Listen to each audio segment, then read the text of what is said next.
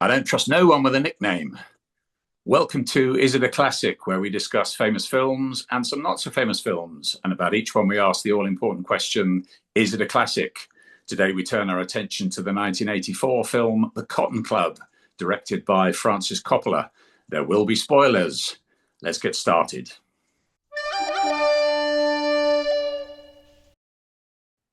Give us The Cotton Club in a nutshell. What's going on here?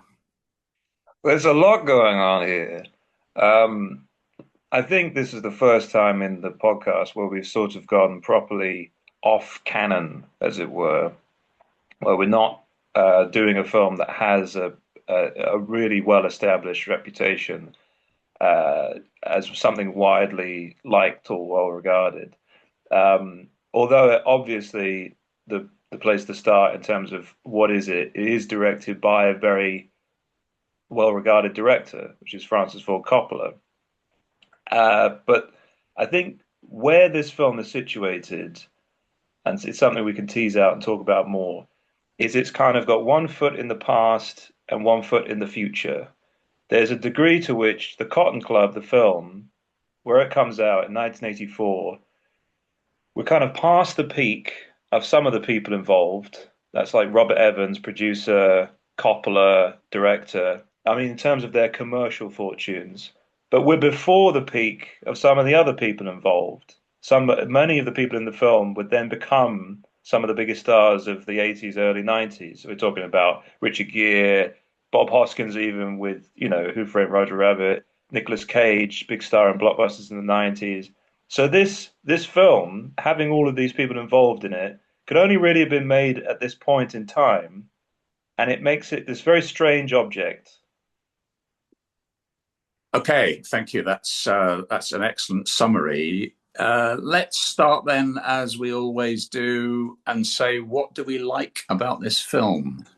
What do we like about this film? Do you want to go first? Yeah, I think one of the things that I really love about this film, and one of the obvious virtues of this film, is the production design and its evocation of the era that it's depicting, which is, we should say, Harlem, the Cotton Club in Harlem, and Harlem in general in the late 1920s into the early 1930s. The production design was done by a guy called Richard Silbert, who done the production for Chinatown, and that's probably why the period evocation is so on point. The costumes are particularly good. You know, everything about it just screams, um, we're in the past, we're in a sort of an idea of the past. But there's an interesting complication to that, and I think it's to do with the way that Coppola makes this film, and it's something we could talk more about it. This is done in a very different style to the obvious comparison point, which is The Godfather. It's Francis Ford Coppola Yeah. doing another gangster film produced by Robert Evans, Mario Puzo involved in the script, everything like that. It naturally invites comparison, but I think this is intended as a totally different thing, a much more artificial style of film. You know what I'm saying? Yeah. There's Godfather's like 70s realism. This is one foot in the 80s, one foot in the 1930s, one foot in the MGM musicals of the 50s. That's got three legs, but Wait, hold on. Now, okay. Whilst you're describing this mythical creature with at least 3 feet, so that I'm going to use that as a springboard to jump in because actually, uh, yeah, I find there's a lot going on here, and for some of it, I'm gonna shelve it for things that I'm not so keen on because I actually think that one of the issues, well, I know for a fact one of the issues that I've got with this film is it feels as if it's trying very hard to do exactly what you've just said, but it's got more than 3 feet. Yeah, there's 1 foot here, there's 1 foot here, there's 1 foot here, there's another foot over there, there's another foot over there.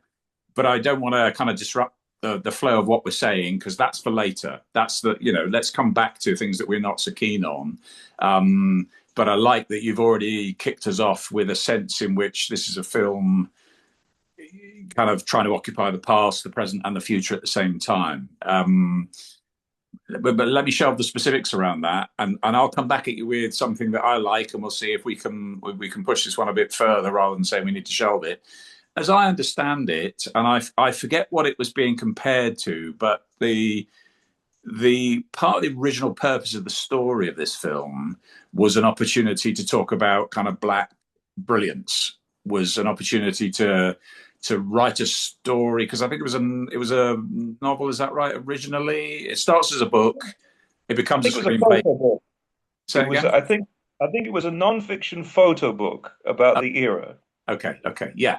But I think part of the impetus for the author was wanting to particularly showcase Black lives and showcase the kind of the brilliance of artists of the period, amongst other things. So one of the things that I like about this film is I think it does do a lot of that. Okay, and we might talk in a bit more detail about how well it does it, and maybe you can critique some bits of it or not. But I actually think so. One of the things that I like is, insofar as there was an original purpose here to showcase some brilliance amongst Black Americans, African Americans at the time, or from that period. I think it does do that. I think it clearly sets out with its heart on its sleeve to do that, and I think it does provide a platform for that. So, what would you say about that? I think you're right. I think that as a story of Harlem, the story of what the Cotton Club represents in terms of, as you say, Black American brilliance and Black American ascendancy, through show business into prosperity. And then, there's that wonderful scene with Lawrence Fishburne where Gregory Hines is very annoyed that the club owner is treating him so badly. And Yeah, Lawrence Fishburne lays it out for him and says that the white man has left me the underworld, and that's where I dance. So where do you dance? Because Hines has talent, and the talent is what is going to allow him to operate in the world. And the Cotton Club, paradoxically, despite its door policies, is providing a showcase for black excellence, as we might call it. yeah, And the film also does provide quite a good showcase for a lot of fantastic performers and performances. yeah, Gregory Hines dancing is wonderful in this yeah, film. yeah. That says it nicely for me. And just as I was listening to you there, I was thinking, yeah, for me, the best bit of this film is what you just said. I think I've already hinted at the fact that one of the issues I've got with it is I think it tries to be many different things. The thing that I think it does best, the times when for me it's most rewarding to watch, most interesting, thought provoking, enjoyable to watch, are basically all of those scenes that are dealing with the kind of Jim Crow, with the segregated, the door policy, basically the racism of the period. And when it puts black actors on the screen with sometimes some really great dialogue, as you've just said, that's a really good scene. I dance here, where do you dance? I think those are some of the best bits, if not the best bits of the film, actually. And particularly, yeah, you're right, Gregory Hines. I could have done with more Gregory Hines, actually. I would have been happy to see more of him on the screen. And of course, the dancing is fantastic. But, not to trivialize it, there's something about the kind of the intensity of the energy and the way the dances are actually incorporated as counterpoint to the drama sometimes. And that's particularly true right at the end, isn't it? In the last kind of sort of 5-10 minutes or so, which does something with that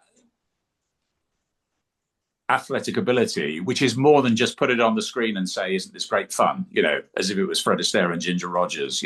Isn't this light? Isn't this airy? Isn't this entertaining? I think it does. I think it does a very good job of putting black performers on the screen, giving them a decent platform to make some historically interesting points, but also weaving their performances, their athleticism, their sense of humor, completely into the narrative, partly as things that drive the plot along, but also as things that comment on the plot, which is what's going on with the dance sequence towards the end.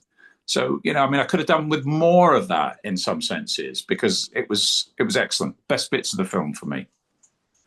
Yes, I think that, where by the time um, I think Coppola tries something quite ambitious here, which is to try to make a musical without, as you say, the lightness of the Fred Astaire and Ginger Rogers, like a 1930s, sort of late 30s musical.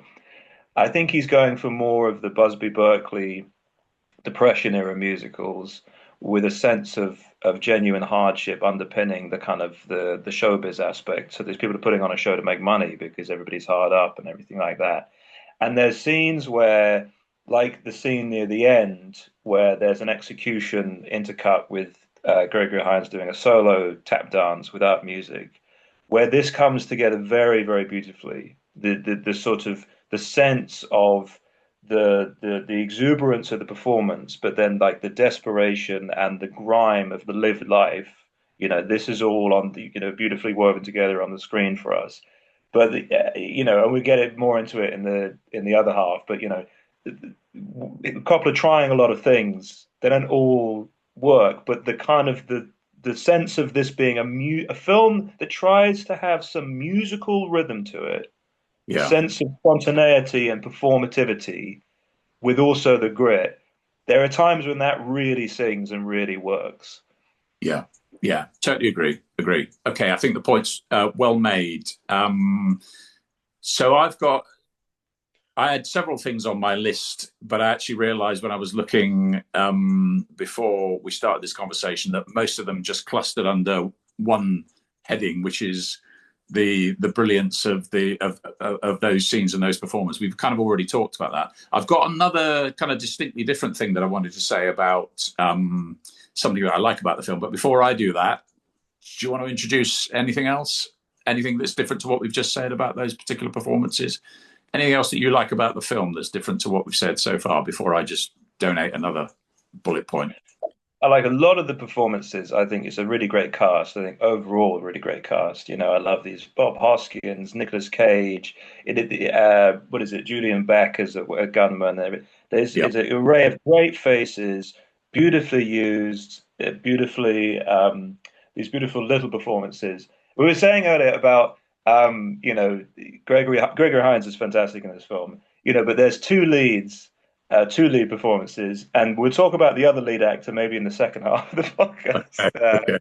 Gregory Hines is wonderful.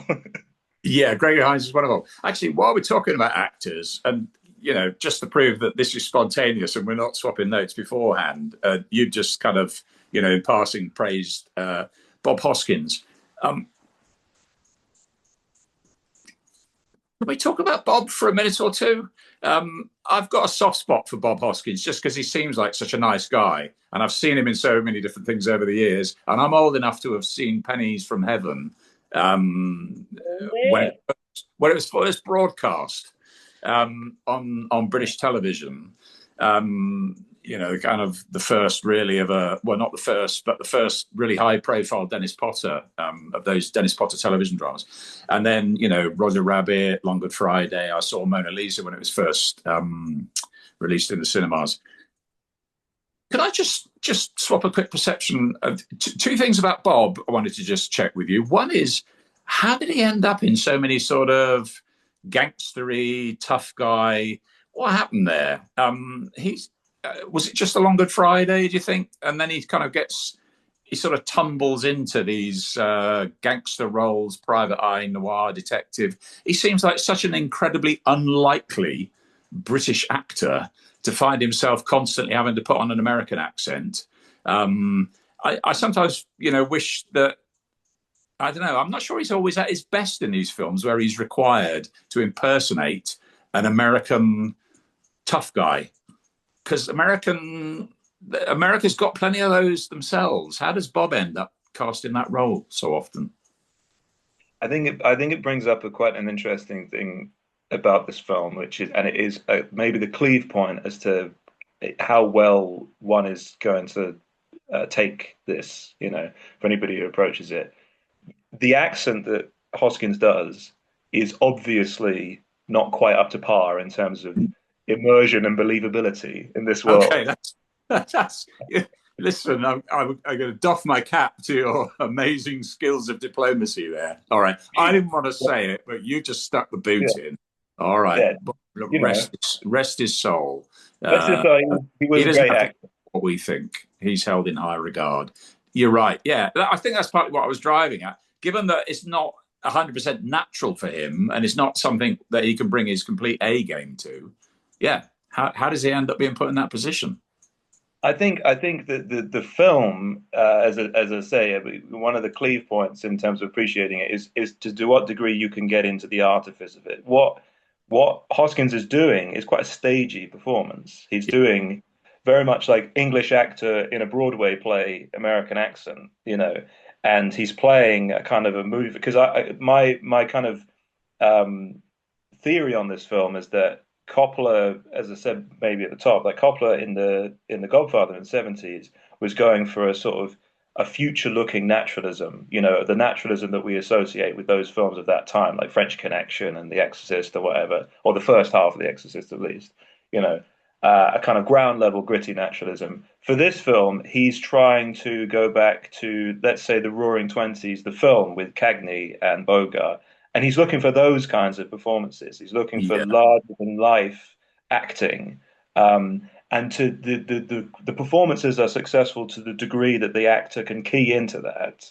And also it's successful for the audience to the degree that they like that kind of acting, Yeah. that Yeah. big style. Yeah. Like you know, I'm always thinking like sometimes when people see the film The Shining, they either like the Nicholson performance, they don't like it because in a way it's almost like an old style performance in a horror film. He's doing like Yeah. a 30s horror film Yes, performance yes, in the yeah, film. yeah. You're right, and you've just reminded me what sort of slightly triggered me about the Bob Hoskins performance, which was it gave me flashbacks to the stage production of 12 Angry Men that I kind of went into therapy over the last time we spoke about the film, which is when we did the discussion of 12 Angry Men. There's something, even though it shouldn't matter, because I'm not bothered that the accent isn't quite right because it's not my native accent, as it were. But there's something a bit grating about hearing an English actor adopting an American accent, and even though you're not, American yourself, it's not quite right. But you're right. I like what you said. So, the actors have been invited to come in with a particular performance style by the director here. Fred Gwynne is clearly having a great time. He's in his happy place, isn't he? And I guess you're right. And that's a similar thing because that sits, given his career and his persona, the direction that the actors were clearly being given, which caused Bob to look a little bit theatrical and stagey, is right down the middle of the fairway for someone like Fred Gwynne. And that leads to some great scenes actually, and a great performance from him. Okay, listen, right. Sorry, I've taken us off down a Bob Hoskins rabbit hole there. Can I suggest something else that I liked about this film? Yeah. Yeah.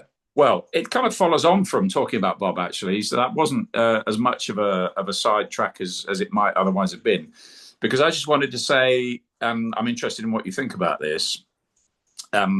So this film is 40 years old. I thought this film was a very good example of a film that is now considered to have an unusual variety of faces amongst the cast.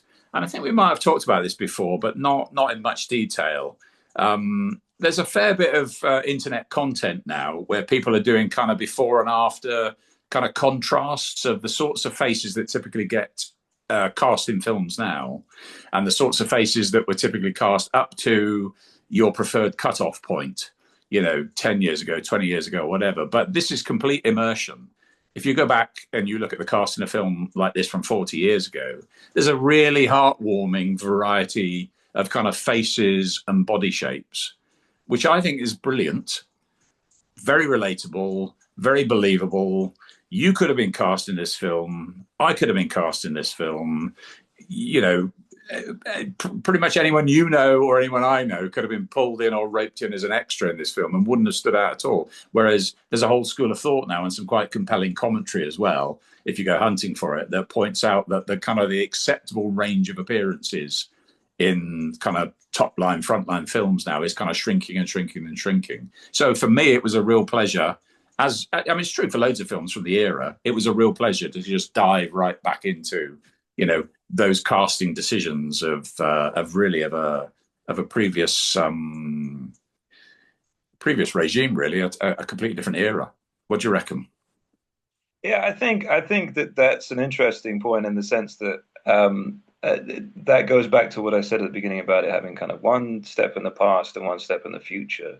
Because I think, yes, this is a film, like what one might expect of Coppola, and he's very good at casting supporting roles as he is in films like Godfather, Conversation, Apocalypse Now, and everything like that, finding a variety of faces and actors and whatnot. But in terms of how they cast the leads of this film, it's one step in the future. Someone like Yeah. Gere or Diane Lane seem to have been cast maybe more because of how they look in the clothes than then they fit in amongst this company in terms of their Yes. performance talent, which is not to cast aspersions on Diane Lane, who I believe was 19 at the point that she was Really. in this. She can maybe be forgiven for not seeming quite at home as this tough gangster's mole type. But as I Sure. say, those two, interestingly, are kind of they're the stars of the future. They're people whose careers wouldn't really come a cropper until maybe the early 90s.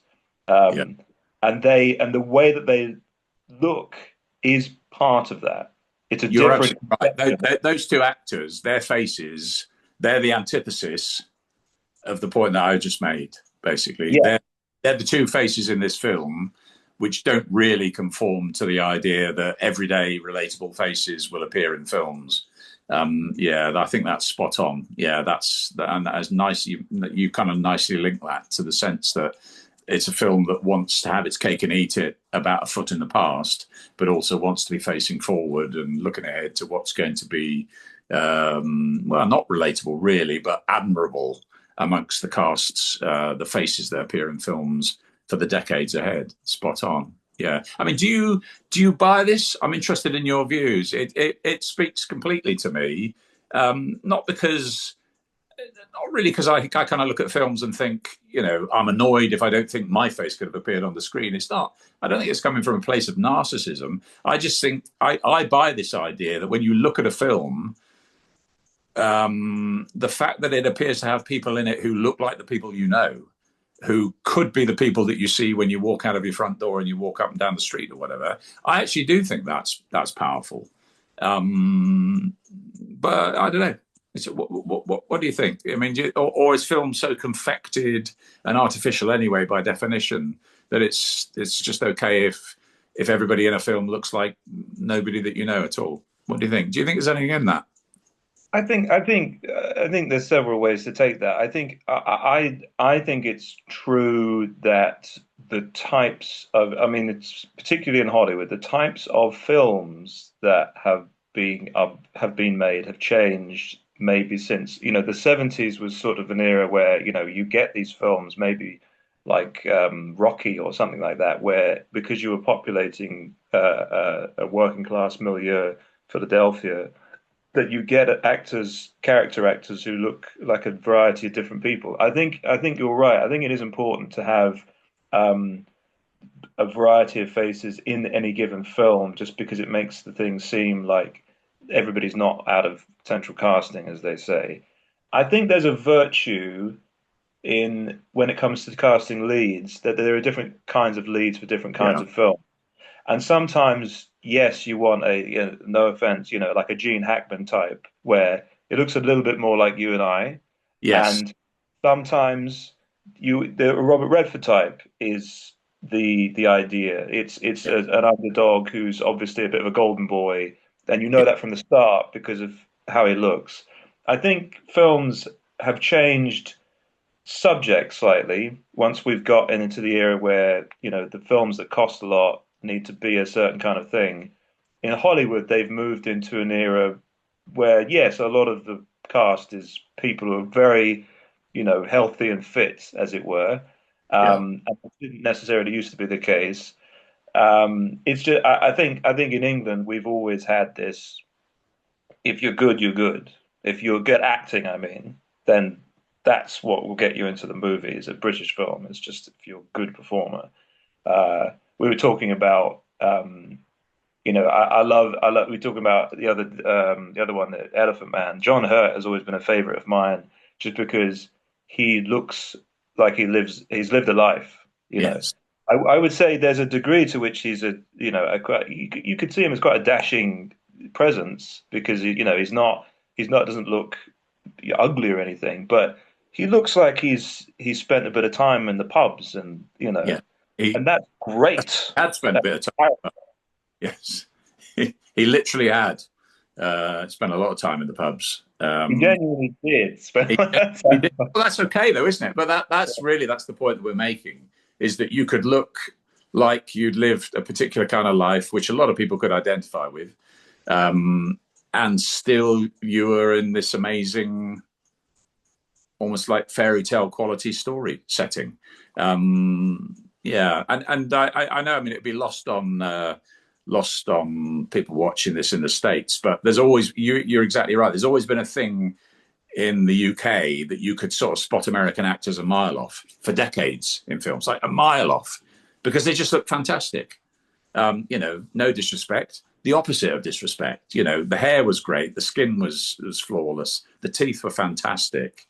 There was a general look of health and well-being in which was no doubt was actually true of I don't know, people in California where they were doing all their casting or whatever. But yeah, so different to what you were used to if you're in the UK watching television in particular. Such an enormous variety of people, and then they would get through into the films as well. People like John Hurt, starts in television, ends up in film. Yeah. Okay. Well, look, we probably fished that one out. That Okay, interesting point. Yeah, different faces. I enjoyed it a lot. Anything else to say on that side of the ledger? Things that we like about this film? I have to highlight the musical performances again, and just in terms of I love the recreations of things like the Creole Love Call. Yeah, These sequences are so gorgeously choreographed and lit. This really is like everybody behind the camera working at the peak of their talents in scenes like that. And I love the sequence. There's ones where Lynette McKee is singing. There's recreations of Cab Calloway singing. yeah. There's recreations of Duke Ellington music on the soundtrack. It seems to be. I don't know if it's John Barry doing the recreations or Yeah, whether I he. was going to say to you, I had a little look around, did a bit of research, but I couldn't really get to the bottom of it. I think what's going on there is those are all recreations of the original recordings, of the original performances by modern, like top rank jazz musicians and session musicians. So, and they're very impressive. If you listen to what they've basically done is they've recreated. It would be the recordings that are on the Blanton Webster stuff, the Duke Ellington recordings that are essentially from the 1940s, really classic, that classic lineup. We've talked a bit about that lineup before in another context. That kind of relatively brief period of time when Ben Webster was in the band and Jimmy Blanton on bass. And I think what they've done is they've done modern recreations, very, very faithful recreations of those recordings, I assume, just in terms of audio fidelity. So if you've got a reasonably good ear for those 40s Ellington recordings, you can hear that they're extremely faithful copies, but they're updated copies. That's similar to what when was Clint Eastwood? When was Bird? When was Clint Eastwood's Bird? Only just a few years later, Years later. 1988. And what they did with that, things were clearly evolving. With that, they did something similar. That they took the recordings and they put modern musicians. They stripped out Bird's performances on alto, and they were the original audio from the original kind of 40s recordings. But then the rest of the band in all of those performances were modern jazz musicians. It's an interesting thing, isn't it? You wouldn't, here I am, I'm already sounding quite nerdy about it. Unless you're a bit nerdy about it, it wouldn't make any difference at all. Most people wouldn't bother to notice it or care either way. But I think that's what's going on. And some of this score is original John Barry music, isn't it? In the style of, and a lot of, and all the original performances are recreated performances. And I agree, they're fantastic. Particularly the ones that have got performers out the front, as you said, like Cab Calloway and so on. It's great stuff, and that's what I meant at the start of the conversation, really, about showcasing the kind of the black brilliance. I mean, this film's 40 years old now, so people have probably forgotten all over again. We're probably ripe for another Cotton Club movie in a sense, because there's a whole generation or two since that film was released who might be surprised at how phenomenal the music was that came from that era, and a lot of the black talent in America, in New York, to where it all gravitated, basically. How much of that was funneled through the Cotton Club as well? Yeah. So Yes, so yeah. I think if there's anything that I would say is a real unequivocal virtue of this film, and it's part of the reason I wanted to talk about it, is that what we're talking about there, the Harlem, the performers that existed in this context at this time, that is rich material. That is such rich material, culturally, historically, everything. And I feel as if this film does do that stuff justice, or some degree of No, justice. I agree with that. I agree. Yeah. That's for whatever else is going on in the film, that Yeah. aspect, the presenting to potentially a new audience just how phenomenal it would have been to be sitting in that club. Yeah. I think this film does that quite well. At a point of trivia, the woman who plays um, Gloria Swanson in the film Yeah. is the same actress who plays Charlie Parker's girlfriend in Bird a few years Good later. spot. So Good there's a spot. connection. Good spot. Good spot. Okay, good spot on that film trivia bombshell. Anything else on the what do we like about this film side of the ledger? What was I going to say? Um, oh, I was just going to say it's very, very amusing. Um, uh, just in terms of what we were talking about earlier about looks, and people may be able to come up with other examples, but this is for me the greatest example. There's always been this thing of, in movies like someone like Brad Pitt or Robert Redford, they're less believable in peril because you think somebody would just pull them aside and say, "You shouldn't be in the CIA. You're so good looking. You should be a movie star." If you're Brad Pitt or Redford. And Yeah. in this movie, it's the only movie I know where that exact thing happens. Yeah. Gloria Swanson pulls Richie Gere aside and says, "You shouldn't be playing the cornet in a club in Harlem. Yeah. You should be in the movies. You look And like Richie as Gere." she's walking past him, isn't it? So she kind of walks up to him, yeah, and grabs his lapels. Yes, Yeah, exactly. yeah, and I'm like, Nice. Nice. so we're saying, oh, it's we've got these different these types of faces. Well, this is probably one of the few movies that I've seen where it acknowledges that Richard Gere looks like Richard Gere, Yeah. in the Yes. text, Yeah. apart from maybe American Gigolo or one of those kinds of things. Yeah. Yeah. And I have to highlight, there's an extremely funny bit where we see a section of one of his movies where he's trailing along the wall with a gun in a silhouette, Yeah. and the John Barry music over that is so funny, kind of it's Bond ghostly pastiche. Yeah. It's Yeah. impossible not to Yeah. kind Yeah. of just meld it in your mind of what's going on there. A silhouette, a man walking with a gun in a silhouette and then pointing a Yes. gun to the screen. Yeah. It's Yeah. just like that's clearly a joke played, A for lot of fun the has been had. Yeah. A lot of fun has yeah. been. I Okay. Listen, enjoyed that. can I move us on then to things that we are less keen on? Yeah. Okay.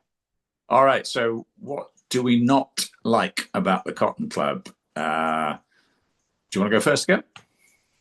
I would say that, and this throws it to a kind of a broader point about Coppola and where Coppola was at as a filmmaker. Um, it's a quite a notorious period for him. It's 1980s Coppola. There was no a person could not have had a more valorous career in the 70s. Basically, as somebody who seemed like one of the absolute masters. And to be honest with you, I do think of him as one of the absolute masters, even still of any era. His 80s work is eccentric. he begins the decade with One from the Heart, a sort of attempt to make a musical, which is not quite a musical, but with the artifice of a musical. He suffers bankruptcy because of the failure of it. I really like that film. Then there's The Outsiders and Rumblefish. Have you seen Rumblefish? Uh, don't think so.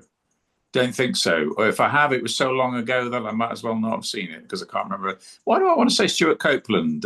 Is that right? Did Soundtrack. Yep, yep, you got it. okay? Yeah. Probably the only Um, context in which I might have seen it then is would be kind yeah. of through the music.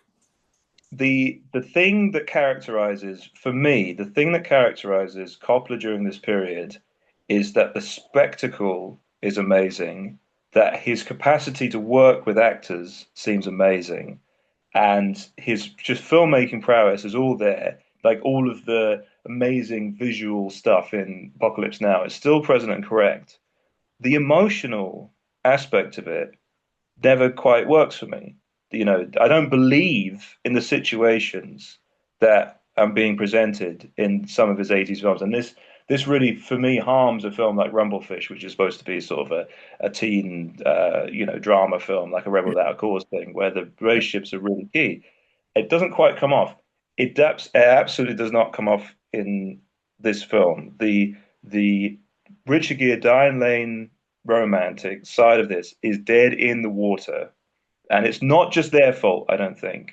There's No, no. something here that is not working with scripting, whatever. Yeah, yeah. There are okay. Nicely said. That kind of cues me up as well. I haven't got what I wanted to say isn't hugely different to that, and I've alluded to it already. I've really, in a sense, only got one thing that I don't like about this film, which is like the whole film. That's a bit harsh. What I mean is, it runs throughout the film, which is just it's got so many good parts, uh, but they don't gel for me. I think what it's and you just mentioned one of them. I kind of was scribbling a list when I was watching it. Again yesterday. I kind of go, all right, it's a gangster film, tick. There's a bit of noir in here, tick. Is it a love story, tick? Is it a story about, is it a song and dance film? Is it a musical, tick?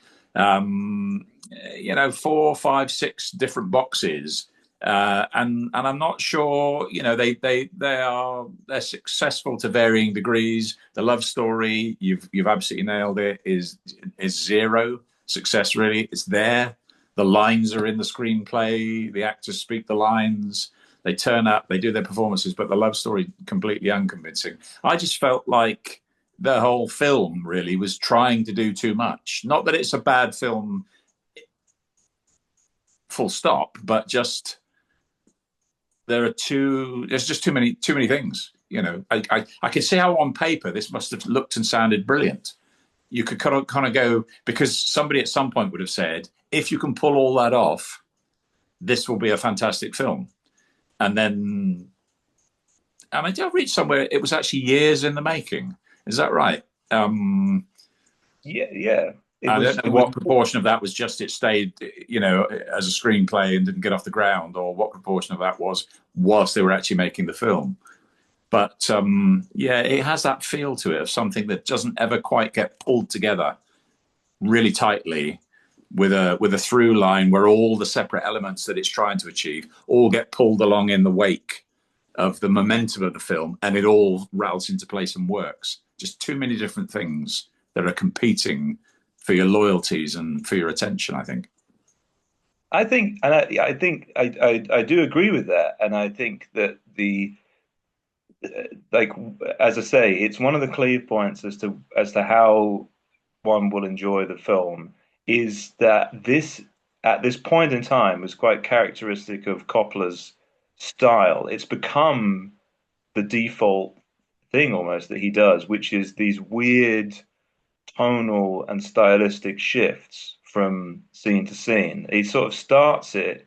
In he almost starts it in his early films, but then by the time he's had these hits and he can make more experimental films, or he's endeavoring to make more experimental films.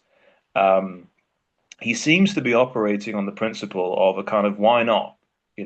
Why not have the film end as a total musical where people are dancing in the station, despite the fact that we have not established that reality and artifice will like blend in that way up to this point. Why not have it, veer from like very, very gritty violence to wild comedy or whatever, or Broadway styled, repartee comedy. Um, he seems to be on his best behavior here, or trying to be on his best behavior here, because you say it seems to be like, it's a production, it was years in the making to the degree of pre-production. I think Coppola wasn't supposed to direct it. It was a Robert Evans project. He'd been a real hit maker. He was head of Paramount for Rosemary's Baby and Chinatown and blah, blah, blah, blah. I think everybody involved in this thought this would come a cropper. And if there wasn't box office, there would be Oscars because it was just an absolute surefire. Um, I think the combination of I'd read that there was a lot of scripts and a lot of rewrites and a lot of disagreement as to exactly what they were supposed to be doing when they turned up. And I feel like Coppola has come through on a with a bit of eccentricity. I think he's Okay. way he's Yeah. rendered it. He's gone for some wild swings, and when it works, it works, and when it doesn't, it's Yeah. baffling. And as I say, that's characteristic of where he's at. And the point I'll make on top of that is it works when it works like it does in his Dracula. Yeah. That is him in the same mode as this, Yeah. different material, but for some reason, Yeah. works there, Yeah. not here. Yeah, I agree with that. And just as a side observation, yeah, I like that Dracula film actually, and I think that holds up well even now. Um, yeah, I think he did a good job there, and I think he honoured the source material whilst clearly expanding it, and introducing variations on it as well. I'm just going to make a link there. See what you think about this. I kind of feel a little bit like that. What you're calling eccentricity reminds me a little bit of somebody like Paul McCartney, where you feel there's so much music coming out of this guy, and you can totally see that that's true. I think we were talking recently about all the Get Back tapes and stuff. When you see a lot of that candid footage, this poor guy is clearly like a fountain, where he himself is trying to stop the music coming out as quickly and as abundantly as it could, almost out of respect for the people around him who've also got to be allowed to have contributions as well. Um, but arguably, a lot of the worst things that McCartney did were when he just lost control of that kind of fecundity. It's just got to come out. I've just got an idea here. We're going to do this, then we're going to do this, and this will be, and we'll have a frog singing this line, and we'll do this, speed it up, we'll do that slowed down, we'll have a choir here. I'll get my wife to play the keyboards on that. Whatever. Just like ideas, ideas, ideas, ideas. And it's almost like the lack of editing or the lack of somebody just saying, "You must be joking," or "What are you playing out there?" Actually leads to less good art in a way. But it comes from a good place because it actually comes from someone who's an absolute mine of creativity. It's just sometimes you've got to turn the tap down or turn it off or attenuate it in some way, haven't you, for the very best stuff to come out. There's a complete myth that you just need to open the floodgates if you're a creative person and just let all the stuff come out, and then the gems will appear. It's kind of the opposite, isn't it? Really, you've got to know what to hold back and what to let out, so that you can focus and polish your message rather than just let it gush. And Yeah, I really, really like that comparison. That hadn't occurred to me. But yeah, Coppola is very much like McCartney, especially if we're talking about somebody who was an absolute leader at one point in time and seemed like the world leader in what they did.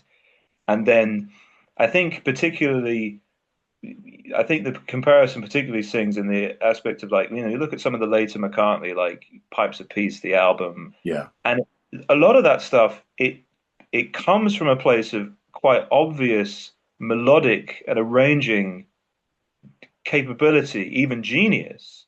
But yeah, there's something off about it that yeah, makes it kind of mediocre, not just in comparison to his previous works, but sort of it doesn't distill particularly well, despite coming from a place of real obvious talent. And I think that's kind of what we see sometimes from Coppola. It's like he's a living, breathing cinema visionary. And, as I say, when you look at the musical sequences in this, you go, this could not have been made by anybody less than a cinematic genius. This is extremely high level stuff.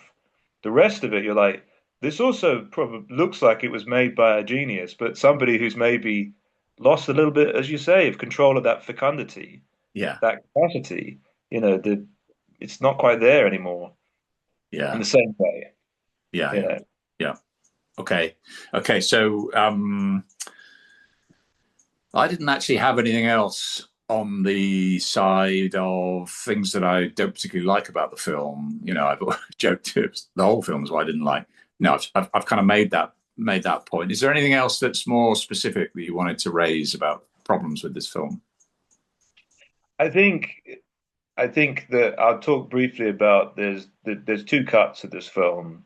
Ah, yeah, Um, there's the theatrical cut, which is the one that we've watched for this and the one that we're talking about. And there's an encore cut that came out in, I think, 2017. Coppola made it with his own money without anybody asking, really, because nobody really likes this film. And the main difference with the encore cut is that it restores a number of scenes with Gregory Hines and more musical sequences, which essentially gives the film a sense that the musical climax that it has does not come as much out of the blue. There's more of a musical all the way through. There's more of a film that emerges from music all the way through, whereas the theatrical cut is a gangster film that then spontaneously at the end seems to erupt into something quite yeah, different. yeah. And Okay, I enjoy. I think both versions are roughly equivalent in quality. I think as people have said about the Encore cut, more Gregory Hines is great, um, but I think the film has the same flaws, both versions. okay, okay. Can I move us on? Yeah. All right. It's time to ask the all important question: The Cotton Club, is it a classic? I was absolutely prepared for um, going either way on this because I really enjoyed this film. I've enjoyed it every time I've watched it. I originally saw it. Um, it was amazing discovery. I'd never heard of it. I'd never heard of this film that starred Richard Gere. It was directed by Coppola and everything like that. And I remember watching it and thinking it was so much better than I possibly could have expected. When you see a late career film by a director start with a big star in it, you assume that the reason it's obscure is because they haven't spent much money on it. It's a bit of a knockoff piece. That's not the case with this. The money's all there up on the screen. So I really enjoy this film. I would say if we're going by the criteria that we've set out, not a classic for me, you know, just by the idea of is it something that really holds up still in the way that it did or whatever. I would still say to people, go and watch this movie. There are so many great things in this movie, especially the musical sequences, which are kind of second to none, that make it worth your time. But if we're talking as critics, if we're talking as people who are trying to really get into the weeds of what this is and what this does, it is not a classic. Is not what is what it isn't.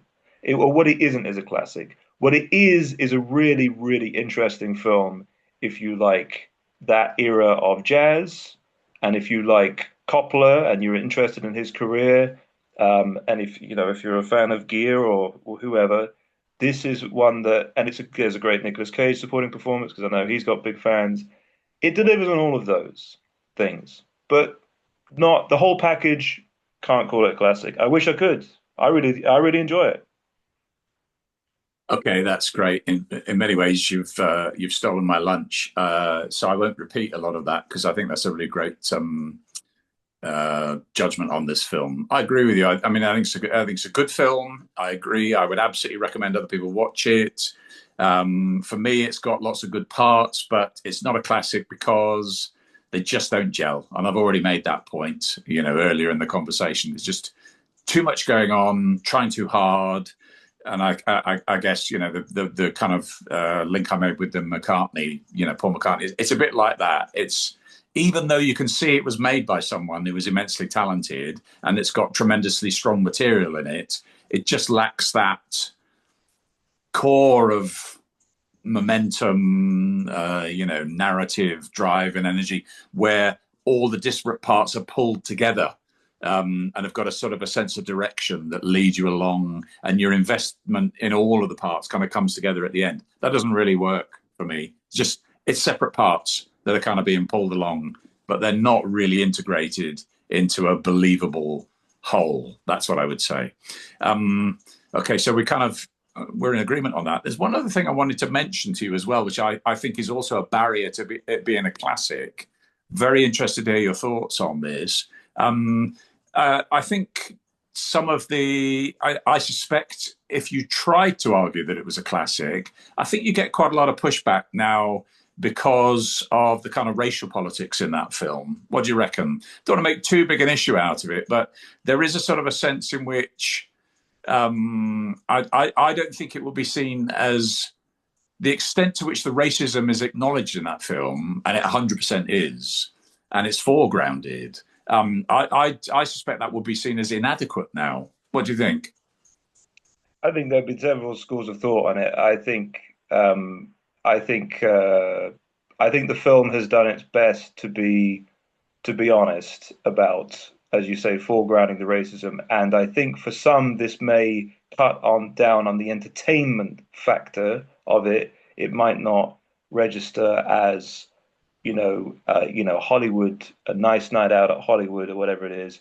But I think in a way, it's one of the things that might have even sunk the film's fortunes at the time, was that because it was made by somebody who employs a lot of integrity in the way that they depict the milieu. Coppola, quite famously, he does a lot of research, and when he made The Godfather, he tried to very much have the Italian American life that existed in the film and these family relations be as close to reality as they could possibly be depicted in a Hollywood movie. I think he's tried something similar with this, given the points that we've made about the artifice. There's lots of racial. It's not so much commentary, but there's the racial aspect of it foregrounded. There's Jewish gangsters, there's Irish gangsters, there's black people trying to make it in a town that won't let them into certain establishments, and drives them down in other ways, and so on and so forth. I think the film makes my opinion, I think it makes a valiant attempt to be as honest about these things as it can. And, with that in mind, it's like, yes, it might cut down the entertainment factor, but I think, I Yeah, don't know how it will play now, but there's yeah, certainly moments in it where people throw certain words around where you think, I don't know if no, no. if you put it in a cinema now that would be. Yeah, it's not even that I'm alluding to. I agree with you. Some people would find that problematic. It's not. It's not even that. I think what's fascinating about how those issues are handled now is that I agree 100% with everything that you've just said in terms of what was almost certainly in the hearts and minds of the the writers and the director and so on, in terms of trying to show those tensions in the raw and putting them on the screen in a lot of detail. I think it's more just that the kind of mood has changed around. There's a sense in which the centrality of the narrative of the white characters. It's a bit like there's all this racism, but at least the music was fantastic. That is one of the criticisms, in a sense, of the culture around the Cotton Club that continued to endure. That because there was almost a sense in which, the racism was terrible, but because the music was great, because these people were amazing singers, because they could make a living, as entertainers, that somehow it was kind of okay, and it would probably all come out in the wash. I'm not even saying I agree with that. I'm just saying I think a modern treatment or an attempt to advocate for this film as a classic now would have to deal with that as an issue, that it doesn't, that it kind of sees those black lives and black experiences as still, nevertheless, somewhat peripheral to the central narrative of the white characters, who are obviously foregrounded because it's like, well, because obviously they are. Um, I'm not even saying that I agree with that as a perspective. I'm saying I think that's what would happen. I think you'd have to deal with that if you wanted to say it was a classic. And I think the fact that that's true is one of the barriers to declaring it a classic now. That's all. Yeah, just I, and I think it would be a valid criticism. I think it's very much. I think you could have a conversation about where it exists in the Hollywood of the time, and yes, the degree to which, because we've said about in a way, I would have been happy to see a film that's just about Gregory Hines and Lynette McKee as the central romance, not just because of the racial aspect yeah, of emphasizing that aspect of it, but just because there's a better performers and better story, a more interesting story, especially with her as white passing and trying to get into different aspects of showbiz, or able to get into different aspects of showbiz because of that. I think that's a much more interesting kind of meteor take on the era, and mm, then the very confected Richard Gere Diane Lane thing. But that Richard Gere Diane Lane thing seems to exist because that was what producers would provide checks to bankroll at a certain time, and yeah, there's probably another great film, as you alluded to earlier. There's probably another great film to be made about the Cotton Club, and we could take it from another angle. And yeah, there's so much material here. And yes, this film is necessarily limited by so many things. And yeah, I agree with you in it. That's a big qualification in terms of calling it a classic. It doesn't seem to be quite the definitive film about this. You know, yeah, yeah. it's hard to say what it is. That's it. Nicely said, and that was the point I was trying to make, really. So yeah, okay. So I won't repeat any of that because I think you've summarised that very concisely.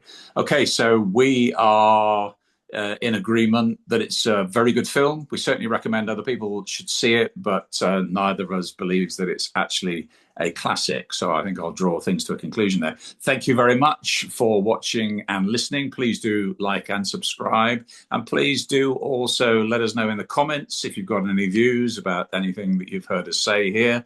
And also if there are any other films that you'd like us to discuss. In the meantime, take care and we hope to see you again.